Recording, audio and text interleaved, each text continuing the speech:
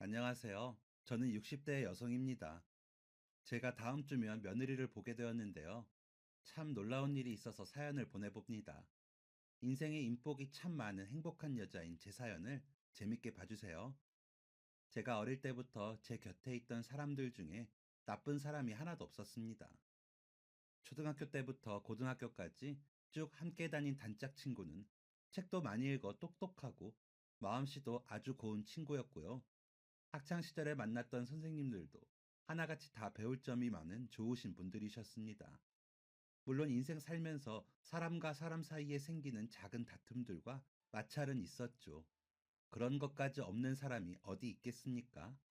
다들 살아온 환경이 다르고 생각하는 게 다르니 일어나는 자연스러운 일들이니까요. 그런데 진짜 크게 사람한테 배신을 당한다거나 대인다거나 한 적이 없었습니다. 이 정도면 인복 많은 게 맞지요. 그런데 그 중에서도 제게 가장 큰 행복을 가져다 준, 제 마음을 꽉 채워준 사람은 바로 제 남편이었습니다. 남편과 만나게 된 것은 대학 시절이었어요. 제가 2학년 올라갈 때 남편이 군에 다녀와서 복학을 했는데, 그때 그 시절에는 복학생 선배가 그렇게 멋있어 보이잖아요. 고작 두어 살 많은 것 뿐인데 굉장히 어른 같기도 하고, 군대를 다녀와서 그런가 동갑내기 남자애들보다 훨씬 의젓하고 터프해 보였었죠. 저도 마찬가지였습니다. 복학생인 남편에게 첫눈에 반해버렸습니다. 아니, 그런데 제가 반한 이 복학생 선배는 다른 선배들하고 다른 거예요.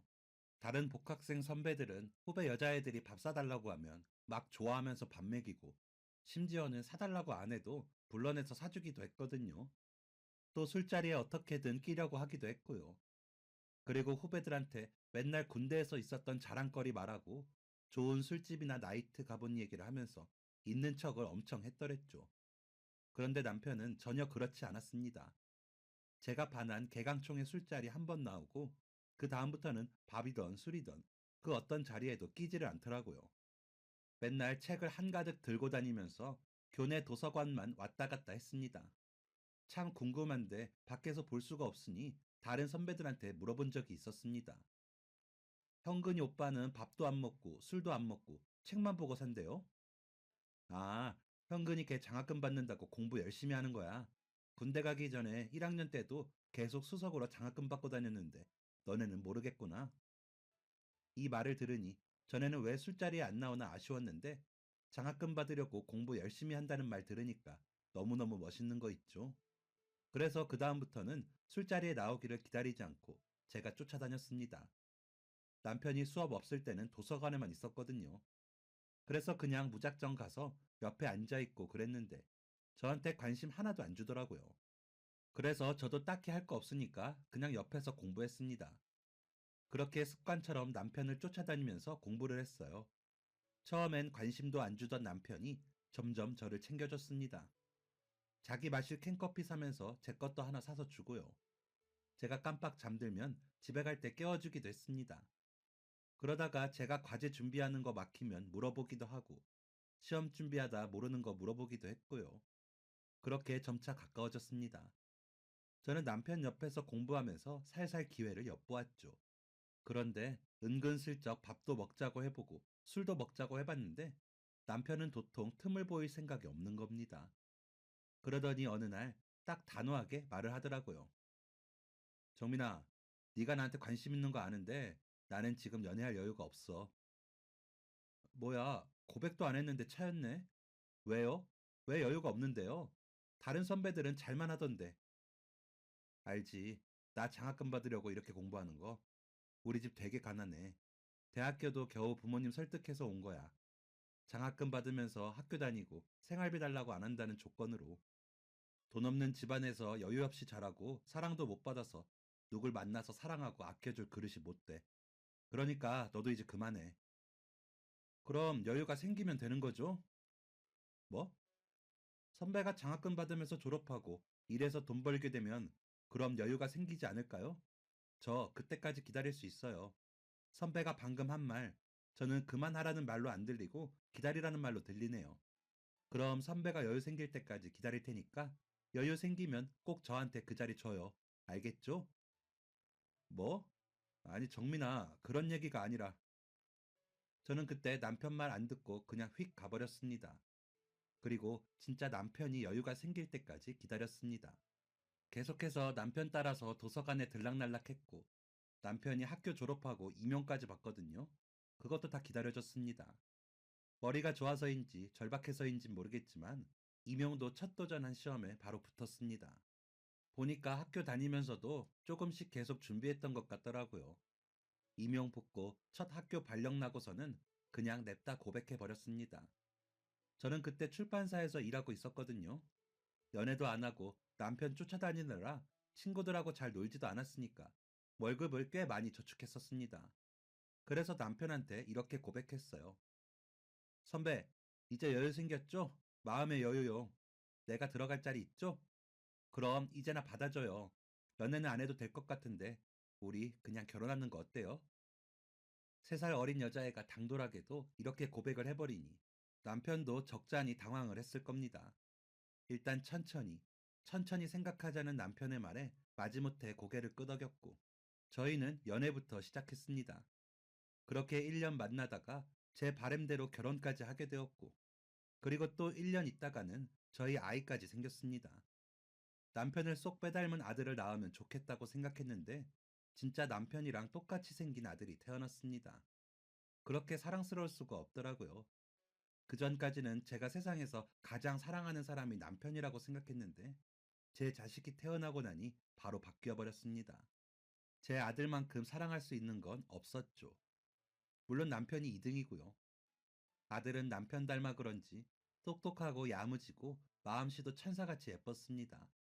사랑하는 남편과 사랑하는 아들.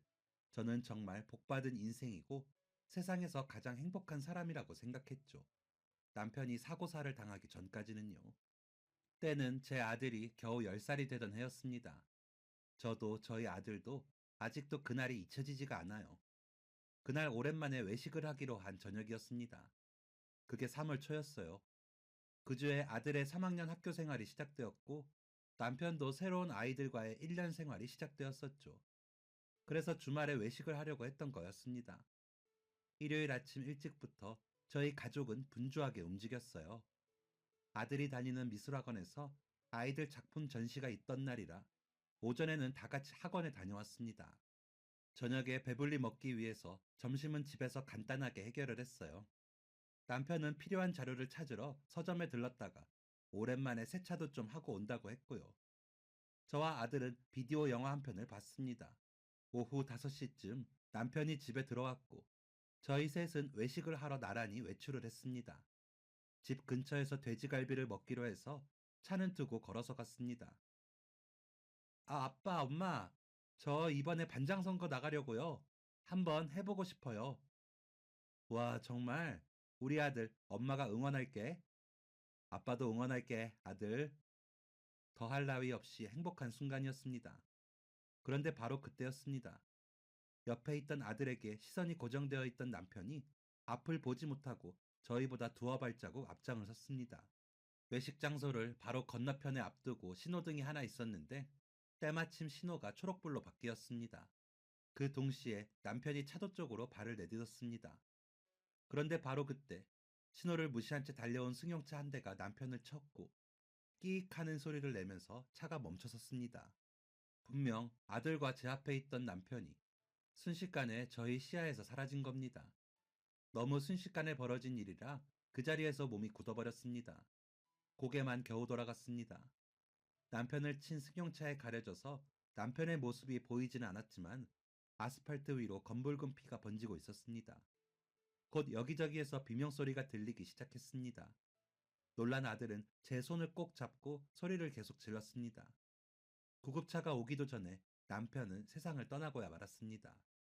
정말 힘든 순간이었습니다. 그 이후부터 정말 힘든 순간의 연속이었습니다. 제 세상이 흑백으로 변한 기분이었습니다.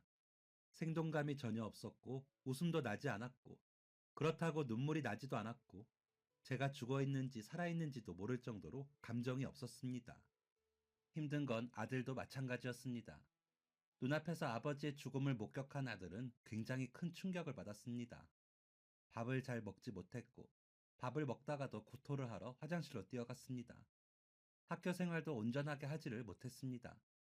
수업 시간 도중에 갑자기 불안 증세를 보이기도 했고, 예고도 없이 펑펑 울기도 했습니다.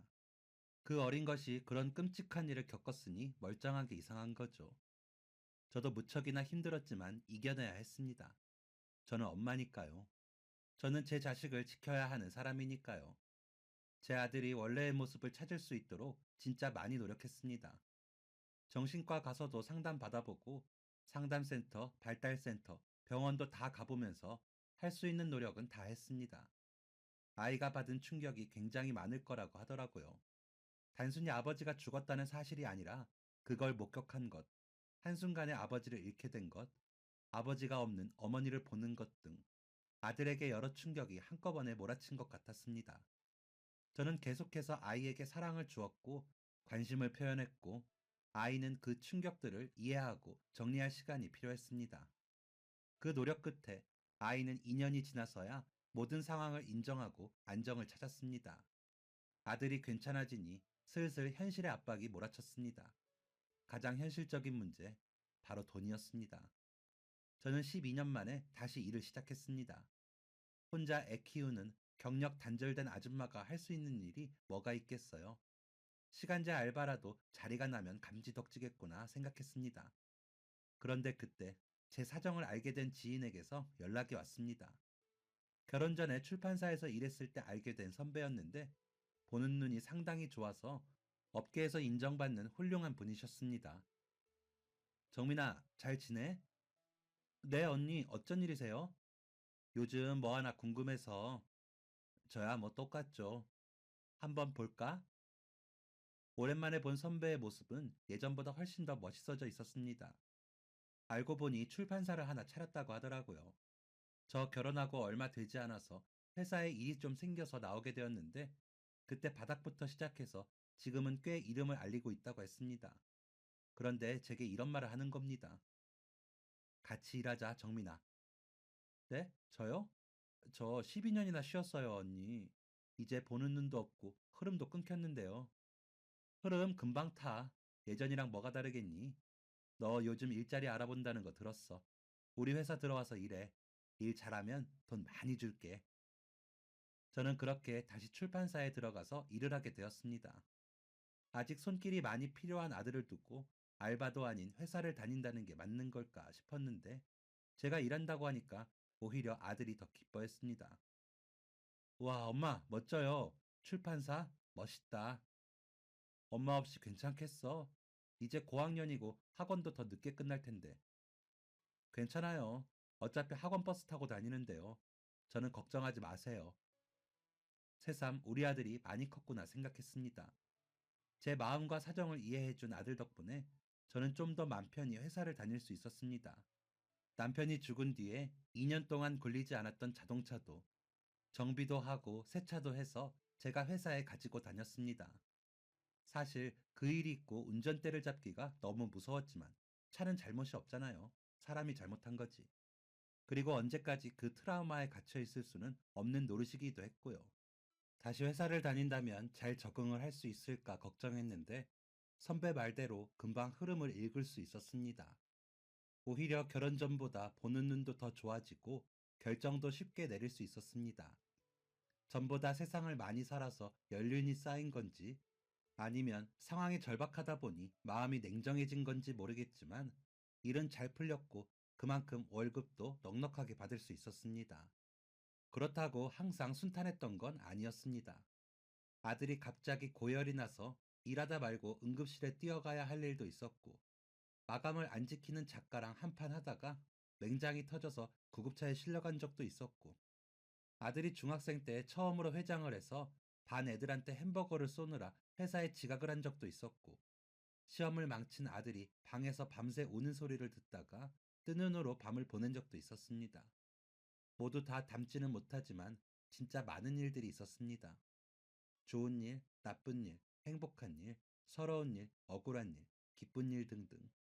긴 시간 많은 일이 있었는데 언제나 제 곁에는 제 아들이 함께 했습니다. 남편의 마지막을 본 충격으로 2년 동안의 길다면 긴 시간 동안 혼자만의 동굴에 빠져 있던 아들은 모든 걸 스스로 극복하고 이겨내면서 보통보다, 그러니까 그 전보다 훨씬 더 많이 성장을 했습니다. 중학교 3년 내내 반에서 회장을 하더니 고등학생 때에는 전교 회장까지 했습니다.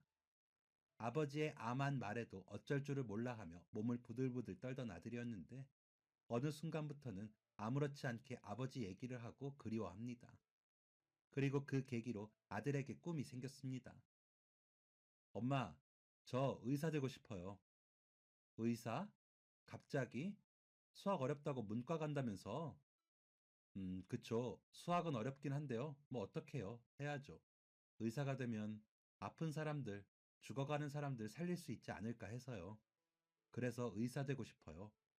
일단 성적은 맞춰뒀는데 더 노력해야죠. 이 얘기를 18살 때 제게 했습니다. 그 전까지는 전혀 모르고 있었는데 아들은 중학생 때부터 의사의 꿈을 키웠다고 하더라고요. 그 마음이 얼마나 애틋하고 기특한지, 그리고 그런 생각을 하기까지 얼마나 마음고생을 했을지를 상상하니 마음이 저렸습니다. 아들은 혼자 성장했습니다. 누가 그러더라고요. 저도 교육학과 나왔고 남편은 선생님이었으니까 아들 공부를 엄청 시켰을 거라고요. 천만의 말씀입니다. 제가 교육학과 나와서 임용 안 보고 출판사에 들어간 이유가 가르치는 걸 못해서였어요. 공부를 하는 거랑 가르치는 건 너무 다르더라고요. 그쪽으로 재능이 없어서 진로도 바꿨고 아들한테도 공부 알려주거나 앉혀놓고 숙제 같이 해준 적도 없었습니다. 남편은 아들 대여섯 살 때 한글 숫자 정도만 알려줬고 초등학교 저학년 때는 둘이 같이 주말에 위인전 읽으면서 역사에 대해 알아보거나 같이 만화책 읽은 것 정도가 전부였습니다. 그렇다고 학원을 많이 보내지도 않았습니다. 너무 힘들 것 같아서 3학년 때부터 동네 공부방 보냈고 중학생 때는 학교 근처에 있는 큰 종합학원 하나 보냈습니다. 그 밖에 따로 과외를 하거나 논술을 하거나 그런 건 전혀 없었죠.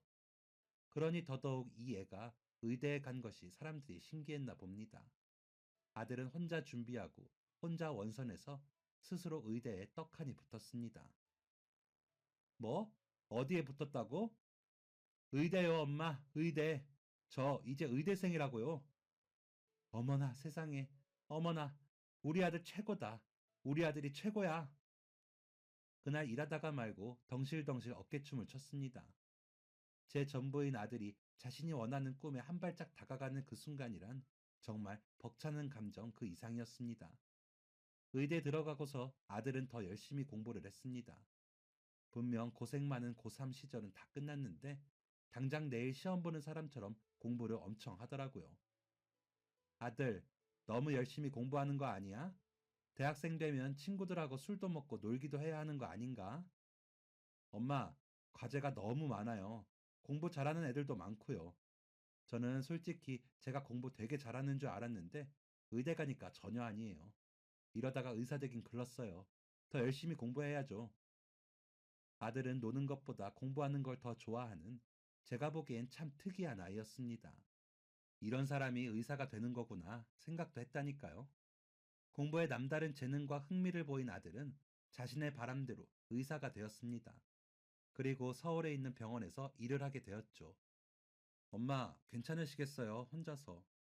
괜찮지, 그럼. 엄마가 무슨 애도 아니고. 일하느라 바빠서 외로울 틈도 없을걸. 병원 들어가면 거의 병원에서 산다고 하더라고요. 집 들어갈 시간도 없이요. 그래서 자주 뵈러 못 내려올 텐데 정말 괜찮으시겠어요? 그냥 저랑 같이 서울로 가시지. 됐어. 고속버스 타면 금방인데 내가 가지 뭐. 엄마 걱정은 말고 네 걱정이나 해. 우리 아들 밥도 잘 못 챙겨 먹을 거 아니야. 아무리 바빠도 끼니 거르지 말고. 알겠지? 네, 알겠어요. 매일 전화 드릴게요, 엄마. 그래, 몸 조심하고. 백날이고 첫날이고 제 옆에 붙어 있을 줄 알았던 아들은 그렇게 제 곁을 떠났습니다. 사실 대학생 때도 기숙사 생활하느라 서울에 있긴 했지만 그땐 꼬박꼬박 주말에 내려왔거든요. 그런데 이젠 일주일에 한 번은 무슨 한 달에 한 번도 못 볼 처지가 되니 괜히 가슴이 먹먹했습니다. 그래서 일주일에 한 번 아들 혼자 사는 집에 가서 반찬도 채워놓고 아들 병원에 가서 잠깐 커피도 한잔하고 다시 내려오고 했습니다. 처음엔 그렇게 일하다가 일주일에 한 번 보러 가면 버틸만 하더라고요. 그런데 아들 서울 가고 한 3년 후였나? 제가 회사를 그만두게 되었습니다. 나이도 있고 회사 사정도 안 좋아지면서 자연스럽게 그렇게 된 거였죠. 일을 안 하니까 너무 심심하더라고요. 집에서 혼자 운동도 하고 드라마도 보고 청소도 하고 책도 읽는데도 심심했습니다. 그래도 추억이 가득한 그 집을 떠나기는 싫어서. 그럼 정말 남편의 흔적이 없으니까요. 또 서울 가면 복잡하고 사람도 너무 많잖아요. 거기 아는 사람이 있는 것도 아니고요. 그래서 그냥 혼자 그렇게 생활을 했습니다. 그렇게 시간이 흘러서 아들이 레지던트 마친 직후였습니다. 엄마, 병원 한번 오세요. 건강검진 한번 하셔야죠. 너 바쁜데 건강검진은 무슨. 됐어. 엄마 건강은 엄마가 챙길게. 아니에요. 제가 하는 게 뭐가 있어요. 예약만 잡아드리면 되는데. 아유, 괜찮은데 그 큰 돈을 뭐하러 써. 이렇게 쓰려고 돈 버는 거라고요. 엄마 편하신 날짜 알려주세요. 제가 예약 잡을게요. 엄마가 아들 잘 둔 덕 보네. 알겠어. 엄마가 시간 보고 문자 남길게. 나라에서 건강검진 받으라고 할 때마다 꼬박 받기는 했지만 정밀하게 검사를 받는 건 처음이었습니다. 나이도 있어서 그런가 괜히 긴장되고 떨리고 그러더라고요. 맹장 수술도 한 번 한 적이 있어서 더 떨렸었죠. 그래서인지 건강검진을 받기로 한 날 아침에 일찍이 눈이 떠졌습니다. 아들한테 문자가 와 있더라고요. 엄마, 저 엄마 오시기 전에 수술 들어가야 해서 터미널로 마중 못 나갈 것 같아요. 죄송해요. 엄마 병원 도착하실 때쯤에 수술 끝날 것 같아요. 그 전에 연락 안 될 수도 있으니까 조심히 오세요, 엄마. 아들 병원이라면 몇 년 동안 수도 없이 가봤기에 전혀 어려울 게 없었습니다. 시간이 꽤 많이 남아서 느긋하게 준비를 하고 집에서 나섰습니다. 심장이 두근두근 너무 떨려서 오히려 더 천천히 준비를 했습니다. 마음을 좀 진정시키려고요. 터미널 가는 시간도 다 계산하고 가서 표 끊는 시간까지 계산을 해서 여유 있게 택시를 탔어요. 그런데 너무 이른 시간에 눈을 떠서 그런가 택시 타니까 스르륵 긴장이 풀리더라고요. 그래서 저도 모르게 깜빡 잠이 들었습니다. 얼마나 잤는지 모르겠습니다. 화들짝 놀라서 눈을 떴는데 처음 보는 길이더라고요. 기사님, 여기가 어디예요? 아이고, 사모님 죄송합니다. 제가 길을 잘못 들어서 제가 이 동네는 처음이라. 네? 아니, 지금 시간이 죄송합니다. 정말 죄송해요. 지금 다시 길 찾아서 가고 있으니까 한 20분이면 도착할 겁니다.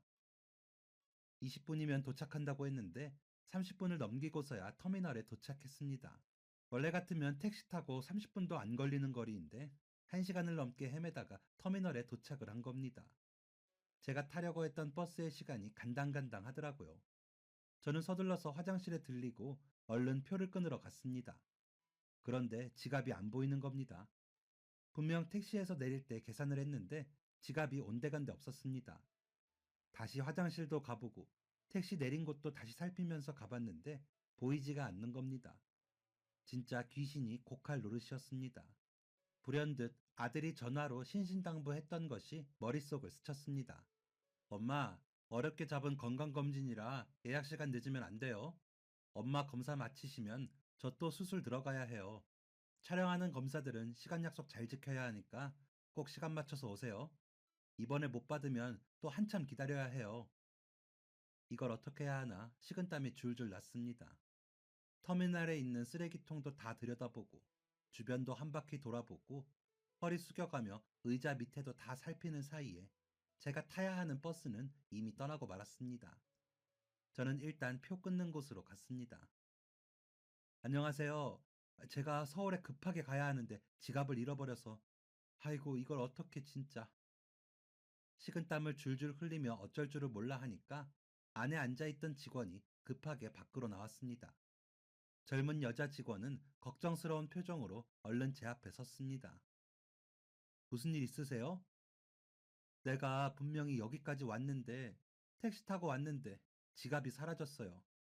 아이고 이걸 어째 진짜. 내가 서울에 가야 해요. 서울에 아들이 있는데 지금 병원 검사를 해야 해서 건강검진을 받기로 했거든요. 아들이 절대 늦지 말라고 신신당부를 했는데 내가 못 살아 진짜. 생전 지갑은 잃어버린 적도 없는데 나이가 들었나? 어쩜 이래 하필 오늘. 타야 하는 버스는 이미 떠나서 시간도 늦었어요. 어떡하지? 어떡하죠 아가씨? 진짜 딱 이렇게 횡설수설하면서 두서없이 떠들었습니다. 저조차도 제가 지금 뭐라고 하는지 모르겠는데 그 여자 직원분이 갑자기 잠깐만 기다리라며 어디로 뛰어가더라고요. 저는 그 자리에 서서 아들한테 전화를 걸었습니다. 하지만 수술이 있다던 아들은 제 전화를 받을 수 없었습니다. 기다린 지 1분도 안 지나서 이 여자분이 다시 제 앞으로 뛰어왔습니다. 한 손에는 종이와 펜, 다른 한 손에는 지갑을 들고 말이죠. 지갑 무슨 색인지는 알고 계시죠? 저희가 한번 찾아볼 테니까 지갑 생김새랑 성함, 전화번호 남겨주세요. 그 빨간색의 크기는 한 이만하고 안에 신분증도 있어서요. 유정민, 전화번호도 알려줄게요. 직원분이 제가 말한 것을 빠르게 종이에 적었습니다. 그렇게 연락처와 이름을 남겨두었는데 이번에는 직원분이 지갑을 열더니 돈을 꺼내는 겁니다. 지갑에 들어있던 현금 전부를 꺼내들었습니다. 5만 원짜리 3장과 만 원짜리 9장이었습니다. 이 돈이면 서울 가실 수 있을 거예요.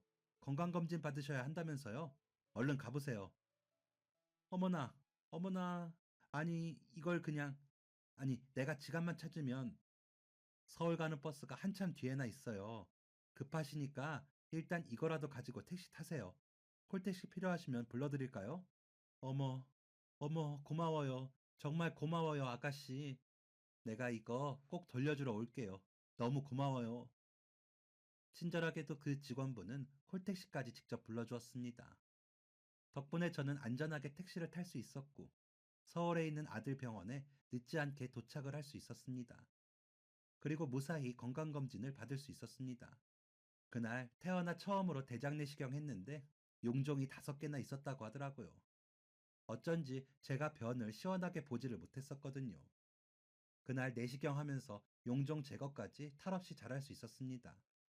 택시비 빌려준 직원분 아니었으면 용종을 가지고 몇 달이나 더 불편하게 살아야 했을 것을 생각하니까 더 고마워지더라고요. 아들한테도 지갑을 잃어버린 것과 터미널 직원분한테 돈을 빌린 사실을 말했습니다. 네? 지갑을요? 엄마가? 뭐 잃어버리고 다니시는 분 아니잖아요. 일단 저 내일 쉬니까 같이 내려가요. 그분께 돈도 갚고 감사 인사도 하고 지갑도 다시 찾아봐야죠. 그래, 그러자. 아, 카드는 분실 신고하셨어요? 제가 해드릴게요. 엄마 주로 쓰시는 카드가 뭐였죠? 일단 내일 다시 찾아보고 하지 뭐. 어차피 카드 긁으면 다 문자로 오게 해뒀어. 저는 검사를 마친 그날은 아들 집에서 자기로 했습니다. 아들이 새벽에 들어와서 늦은 아침 출발을 하기로 했어요. 그런데 아침 일찍 모르는 번호로 전화가 왔습니다. 안녕하세요. 유정민님 맞으세요? 예, 맞는데요. 누구세요? 저 어제 터미널에서 배웠던 직원이에요. 아, 네. 안녕하세요. 안 그래도 오늘 찾아가려고 했는데. 아, 정말요? 그럼 이따 오세요. 지갑 찾았어요. 청소하시는 분이 찾아주셨더라고요. 말씀하신 신분증도 그대로 있고, 카드도 전부 다 꽂혀 있는데, 와서 다시 한번 확인해 보세요. 어머, 정말 다행이네요. 너무 고마워요. 이따 점심쯤에 갈게요. 너무 다행이었습니다. 저는 아들이 일어나자마자 밥도 거르고 차에 올라탔고, 제 지갑이 있는 터미널로 향했습니다. 제가 도착하기 전에 제 지갑을 가지고 있는 직원한테 제 도착 시간을 문자로 남겨놨었거든요. 그러니 친절하게도 제가 도착하는 시간에 맞춰 지갑을 들고 터미널 입구에 나와 있더라고요. 안에 있지 뭐하러 나와 있어요? 얼른 돌려드리고 싶어서요. 어차피 지금 점심시간이라 일도 없어요. 너무 고마워요. 그럼 밥도 못 먹고 기다린 거예요? 제 물음에 그 여자 직원은 대답 대신 미소를 보였습니다. 보아하니 저를 기다리느라 끼니도 거른 듯 했습니다. 열심히 일하는 사람이 밥도 못 먹고 그럼 어떡해요? 우리 이것도 인연인데 내가 밥 살게요. 얼른 따라와요.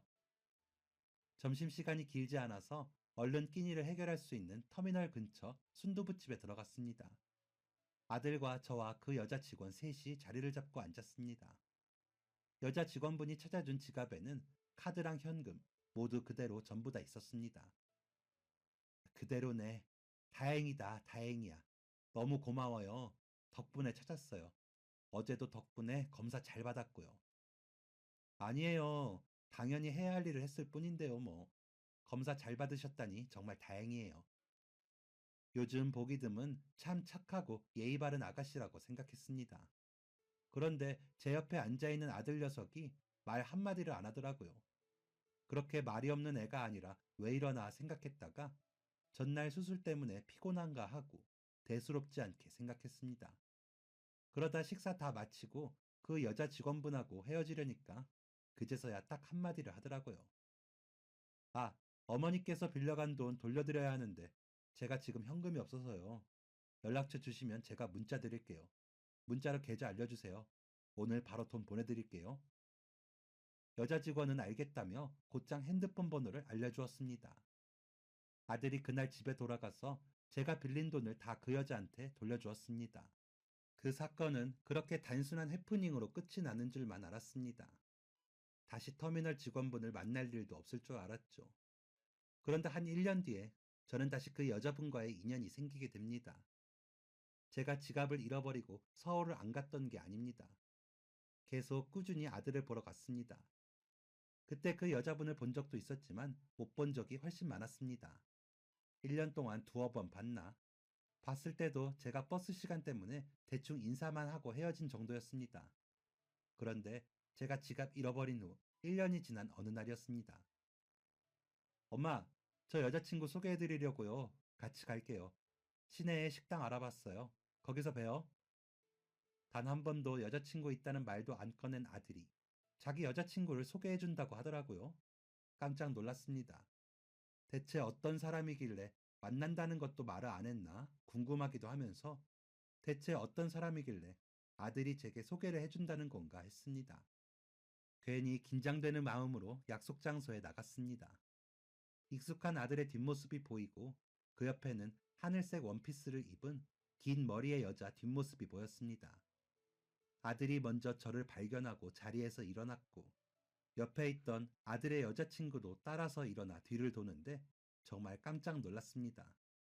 터미널에서 제 지갑을 찾아주었던 그 여자 직원인 겁니다. 어머, 이게, 이게 뭐야? 두 사람, 뭐야? 엄마, 놀라셨죠? 아들이 해벌쭉 웃더라고요. 사건의 전말은 이랬습니다. 터미널에 제 지갑을 찾으러 갔던 그날, 아들이 여자 직원분께 첫눈에 홀랑 반했다더라고요. 이상하게 그날 말이 전혀 없던 아들은 일 때문에 피곤했던 것이 아니라 예쁜 여자를 앞에 두고 너무 떨려서 말이 안 나왔던 거였습니다. 그러다가 마지막에 용기 내서 돈을 갚는다는 핑계로 전화번호를 물어봤다더라고요. 저는 아들이 그런 생각을 하고 있는 줄은 꿈에도 몰랐습니다. 그 이후 두 사람은 서로가 있는 지역을 오가면서 1년 동안이나 만남을 이어갔다고 했습니다. 생각해보니 근 1년간 아들이 집에 자주 온 것 같긴 했는데 아들이 언지를 주지 않아서 저는 전혀 모르고 있었거든요. 그런데 마음이 전혀 속상하지 않고 너무 기뻤습니다. 오래 본 건 아니었지만 그 여자 직원분이 참 괜찮은 사람이라는 건 아주 잠깐 봐도 알 수 있는 사실이었거든요. 아들이 이렇게 착하고 예의 바른 여자와 만나고 있다니 오히려 마음이 좋았습니다. 엄마, 저희 결혼하고 싶어요. 어머, 너무 좋지. 엄마는 무조건 찬성이야, 아들. 그럼 그쪽 어른은 만나봤어? 엄마도 한번 배워야 하지 않겠니? 나를 상의해서 잡아야지. 엄마는 언제든 괜찮으니까 편하신 날 알려달라고 해. 제 말에 제 예비 며느리가 입을 꼭 닫았습니다. 대신 아들이 조심스럽게 입을 열었어요. 저 엄마, 장모님, 장인어른이 돌아가셨어요. 3년 전에요. 두 분 다 교통사고로 돌아가셨대요. 어머, 어머, 내가 말실수를 했네. 미안해요. 그랬구나. 어머, 마음고생이 많았겠네. 그럼 엄마는 뭐든 좋으니까 너희끼리 날짜 정하고 식장 정하고 해. 혹시 엄마 도움 필요하면 언제든지 말하고. 고마워요, 엄마. 젊은 아가씨가 부모님도 없이 마음고생이 심했겠구나 생각했습니다. 그때 듣게 된 이야기인데 제가 지갑을 잃어버린 날 며느리가 저를 보고 자기 엄마가 생각이 났대요. 외모도 스타일도 전혀 닮은 구석이 없었는데 그냥 느낌이 그랬답니다. 그래서 생판 모르는 저를 위해 지갑을 열어 전 재산을 제게 주었던 거고요. 이렇게 인연이 되려고 그랬나 보다 생각했습니다. 하지만 저희도 모르는 사이에 저희의 인연은 꽤나 오래전부터 시작되고 있었습니다. 아들과 며느리는 결혼식 한 달 전부터 같이 살게 되었습니다. 아들의 병원이 있는 서울에 올라가서 저까지 함께 셋이서 살기로 했습니다. 한사코 거절을 했지만 괜찮은 타운하우스를 봐두었다며 1층, 2층에 살면 좋지 않겠냐며 아들과 며느리가 제안을 했고 결국 그렇게 하기로 했습니다. 며느리는 부모님과 함께 살던 집에 그대로 살고 있었는데 버려야 할 짐이 많다고 했습니다. 그래서 아들과 제가 도와주러 갔었죠. 어머니, 짐이 좀 많죠? 전부 다 버려야 해요. 거의 다 부모님 거라. 아이고, 이 짐들을 다 혼자 정리하려고 했어? 진작에 말하지 그랬어. 셋이 하면 금방 할 것을. 며느리는 부모님의 짐을 정리하지 못하고 있었습니다. 괜히 울컥하더라고요. 저도 남편의 짐 중에 정리하지 못한 게 많았기 때문이었죠. 한참 버릴 것들을 정리하다가 어느새 점심시간이 되었습니다. 배달 음식으로 대충 끼니를 해결하고 커피 한 잔을 하면서 쉬는데 아들과 며느리가 앨범을 가지고 오더라고요. 엄마, 아무리 돌아가셨다지만 사돈댁에 인사는 하셔야지. 어머, 그거 앨범이니? 궁금했는데 내가 봐도 되는 거지? 며느리가 제 옆에 꼭 붙어서 앨범을 한 장 한 장 넘기면서 얘기를 해주었습니다. 앨범 안에는 며느리가 아기였을 때 사진도 있었고 유치원 시절도 있었습니다. 그리고 너무 궁금하던 사돈댁의 모습도 남아 있었습니다. 며느리의 손을 잡고 있는 모습도 있고 초등학교 입학식 사진에서도 보였습니다. 그런데 사돈어른의 모습이 어딘가 낯이 익더라고요. 옛날 사람이 다 거기서 거기처럼 생겼으니 그렇겠지 하는데도 이상하리만큼 눈에 익었습니다. 이상하다. 왜 이렇게 낯이 익지? 어디서 봤더라? 어머니, 저희 아버지를 아세요? 아니, 아는 건 아닌데. 어? 이 사진. 그러다가 사돈댁의 결혼식 사진이 나왔습니다. 그런데 말이죠. 진짜 그 순간 무서울 만큼 온몸에 소름이 오서서 돋았는데요. 그게 뭐였냐면 그 결혼식 사진에 제 남편이 있는 겁니다. 신랑 친구 쪽에 당당하게 어깨를 쫙 펴고 서 있는 남편의 모습이 눈에 바로 들어왔습니다. 어머, 이게 뭐야? 제가 깜짝 놀라 소리를 지르자 아들이 쪼르르 와서 사진을 살펴보았고 아들도 금방 남편을 찾아내었습니다. 그제서야 생각이 났습니다. 사돈어른의 이름을 들었을 때도 어딘가 익숙하다 생각을 했거든요. 제가 아들을 임신하고 막달에 남편이 친구 결혼식에 간다고 한 적이 있었습니다. 친한 친구예요? 응, 고등학교 동창. 우리 결혼식에도 왔었는데 기억이 안 나? 그날 누가 왔었는지 어떻게 기억해요? 정신이 하나도 없었는데. 하긴. 그럼 나 다녀올게. 금방 올게, 정민아. 그리고 그날 밤에 제가 양수가 터져서 병원 가서 다음날 아침에 아들을 낳았습니다. 그래서 제가 똑똑히 기억하고 있는 거거든요. 그런데 그게 바로 사돈댁이었다니 너무너무 신기했습니다. 이건 바로 제 남편과 사돈어른이 만들어준 운명이 아닐까 생각도 했습니다. 아니, 생각만 아니라 그렇게 믿고 있습니다. 그렇지 않고서야 이 희한한 인연을 어떻게 설명할 수 있겠어요? 그 놀라운 인연을 알게 된 지도 벌써 한 달이 지나 다음 주면 저희 아들과 며느리의 결혼식입니다. 한길 사람 속 모른다고도 하고 인생사 한 치 앞도 모른다고들 하지만 제가 분명히 확신하는 것이 하나 있습니다. 이 애들은 분명 잘 살 겁니다. 이건 제가 장담할 수 있습니다. 둘 다 착하고 똑똑한 아이들이라 분명 잘 살 겁니다. 특히 제 며느리, 알고는 있었지만 어찌나 야무진지 모릅니다. 고향에 있던 터미널 그만두고 요즘 며느리는 공부를 하고 있어요. 아들이 밖에서 바삐 일하니까 며느리가 저 외로울 것 같다고 집에서 할 수 있는 일 해보겠다며 학원을 다니더라고요. 제가 컴퓨터 같은 건 아예 몰라서 잘 모르겠는데 컴퓨터로 일하는 거 공부하고 있습니다. 어찌나 똑부러지고 제 생각을 끔찍하게 하는지 요즘엔 아들보다 며느리가 더 제 자식처럼 느껴집니다. 앞으로 사돈댁 대신해서 제가 많이 아껴주고 챙겨주고 사랑해주려고 합니다. 저 좋은 시어머니가 될 수 있겠죠? 우리 애들, 그리고 저 앞으로도 이렇게 행복하게 살고 좋은 일만 가득하길 응원해주세요. 지금까지 사연 들어주셔서 감사합니다. 사연이 재밌으셨다면 구독과 좋아요를 눌러주세요. 감사합니다. 안녕히 계세요.